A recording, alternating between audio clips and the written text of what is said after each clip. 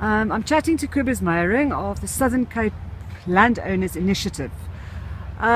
He and a few other lone voices have been warning about this fire and the devastating impact it will have should a fire start for many years. And yeah, it's not a nice thing to say I told you so, but no, Cobus did tell them so. If you can just see around us, we are at one of the sites where it is still smouldering and where they are logging and taking away some of the logs that they can still use after these devastating fires in Knysna. Cobus, tell us a bit about the Southern Cape Land Initiative. What exactly is it that you guys do?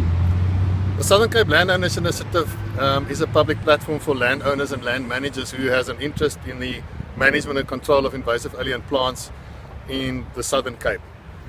So it is true that these fires that we have experienced now could have been reduced a lot had we not accumulated these vast amounts of invasive alien plant biomass over the last 2 decades. So I think it's a matter of we had it coming. Unfortunately, as much as landowners and land managers want to address it, the problem is of a scale that is hard to control. Now, what do we do to control it? I mean, if we started 2 decades ago, was the problem far less serious then?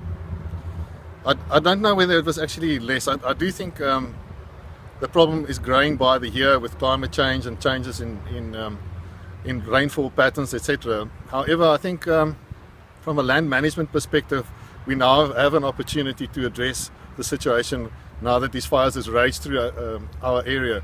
Question is, how are we going to control regrowth of these plants, which are very resilient? I think with the spring coming in not so many months from now and the predicted rainfall between now and then, we have to come up with a strategy that will enable us to suppress the regrowth of these invasive alien plants, especially in the perimeters of where townships and urban areas like Knysna can be affected. And what do you suggest be done? What I suggest is that in cooperation with the Fire Protection Association, the landowners, the Eden District Municipality and all our partners, that we come up with a strategy to train up people that can apply herbicide application on burnt areas to suppress invasive alien plant regrowth, and that we go through the procurement processes to purchase these herbicide application material that we need to do this kind of work. And where will the money for that come from and the manpower?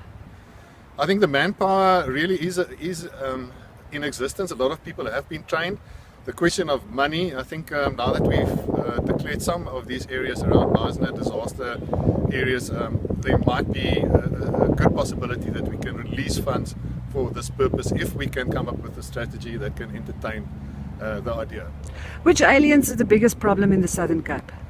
Well, we've got a host of them, but I think the ones that contribute the most towards these fire-prone areas are pine trees. On the coastal belt, we've got Port Jackson and what they call Roetpytjie. And those are the main ones that, and wattles, of course, that drive these insanely hot fires that is so hard to fight, no matter whether you've got aeroplanes or helicopters. Once these things catch light with strong wind, there's no stopping them.